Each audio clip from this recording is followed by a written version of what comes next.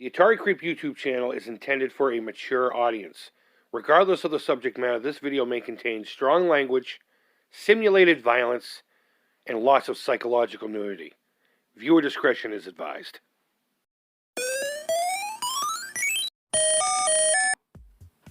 What's up, creepers? And here's Chris, the Atari Creep. How is everyone doing today? Guys, before we get in on this video, this is going to be a fun one for me anyway.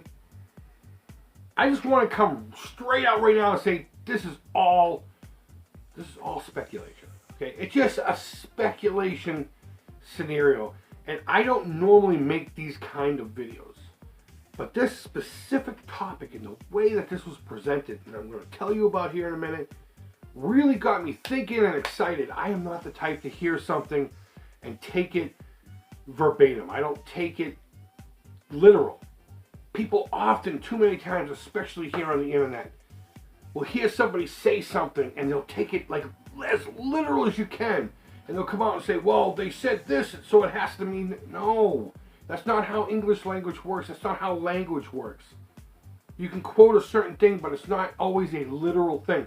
So I just want to get that straight out right now before the comments start coming. This is a speculation. You might almost call this a fantasy of mine. Almost as good as a sexual fantasy, at least when it comes to my world. I live pretty boring. A pretty boring life, but that's neither here nor there. I stumbled upon a video from a channel called Generational Gaming. I will put all his information down below. The video was titled, Wouldn't That Be Something? It had a great big picture of the Amico on it. He had an interview with Tommy Tallarico, which I still haven't seen the full video yet. I'm going backwards here and checking out his channel as we go, and I'm trying to familiarize myself with his catalog. So we're almost at the actual interview, but it was a small snippet from that interview. And he asked Tommy a specific question. Did you get E.T.? Did you get E.T.? Tommy kind of pauses and does this thing. Starts talking about, hey, I don't want to say nothing too soon. You know, exclusive. You know what? Ask that question again. And the guy smiles. And he says, did you get E.T. for the Amico? Tommy just looked at the camera and said, wouldn't that be something? And right there, my heart fucking swelled. And this is why I'm doing this kind of a speculative video. I could talk about things that may happen, but this is one of those kind of topics where I like to stay away from, because somebody may try to quote me and say, well, you said E.T. was coming to the Amico. Please, I'm not saying that. Tommy's not saying that directly. What he's saying is, wouldn't that be something? He added by saying, wouldn't it be something if Howard Scott Warshaw decided to come by and get his revenge? Wouldn't that be something? Wouldn't it be something if Steven Spielberg, isn't that a sexy cover? Video game dust sleeves. Go get some. Wouldn't it be something if Steven Spielberg was on board with all of it? And what I'm here to tell you is, wouldn't that be something?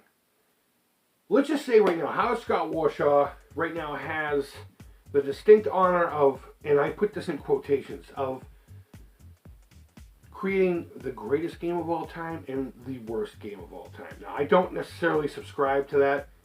Yaz Revenge, yes, one of the greatest games of all time. And I mean that, one of the greatest games of all time. We're talking all systems, all genres, and all generations.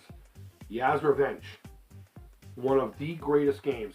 In fact, my next challenge to Justin at the Atari.io forums is Yaz Revenge, and we will be getting that going here, probably live if I can get him on there here in the next week or so. And it's going to be fun, and you will watch it and enjoy it.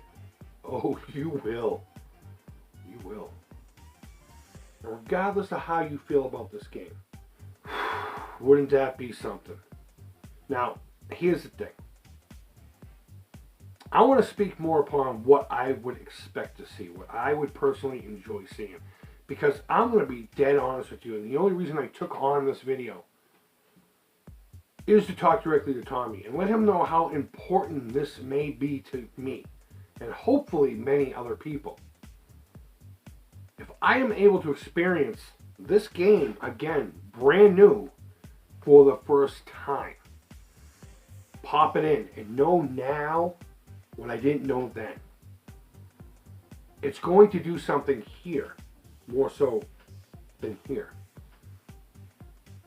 So this is how I'm picturing this, Tommy.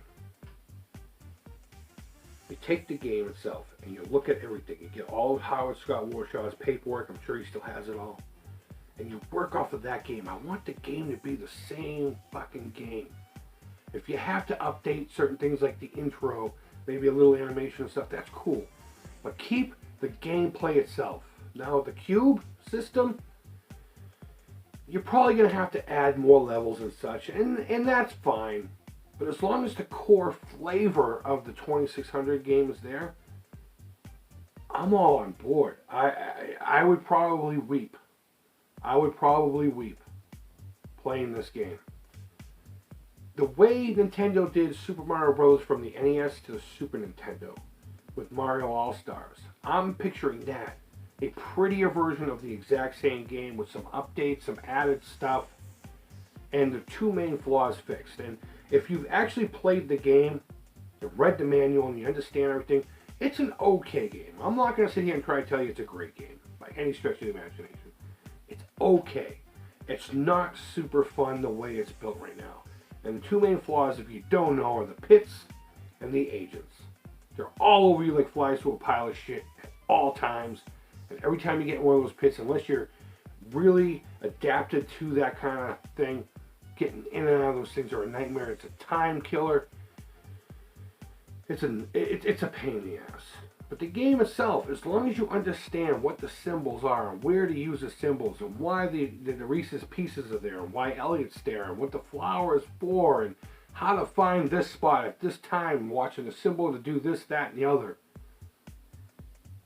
it's not a bad game. Now, if Tommy and Howard Scott Warshaw can get together under the graces of Mr. Spielberg himself and just update it, and I get to experience it again for the first time.